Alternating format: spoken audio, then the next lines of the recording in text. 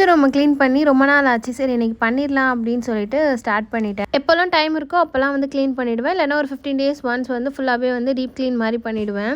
Vibes வச்சு ஃபுல்லாகவே வந்து தொடச்சி விட்டுட்டு ஃபோட்டோஸ் எல்லாத்தையுமே வந்து தனித்தனியாக எடுத்து அதுக்கப்புறமா ஒவ்வொன்றா தொடச்சி அடுக்கிட்டேன். சாய்க்குட்டி தூங்குறப்ப தான் இந்த வேலையெல்லாம் பண்ண முடியும்னு ஸ்டார்ட் பண்ணேன். ஆனால் எடுத்து வைக்கிற சத்தம் கேட்டு அவன் கரெக்டாக வந்துட்டான். அவனும் கொஞ்சம் நேரம் நின்று பார்த்துட்டு இருந்தான். வீட்டில் இருக்க பூஜை பாத்திரம் எல்லாத்துக்குமே புளியும் லெமனும் போட்டு தான் வீட்டில் விளக்குவாங்க. அதனால் அதையுமே விளக்கி எல்லாத்தையுமே வந்து காய வச்சுட்டேன். எல்லாம் நல்லா காஞ்சதும் அப்புறமா தான் சந்தன குங்குமம்லாம் வைக்கணும்.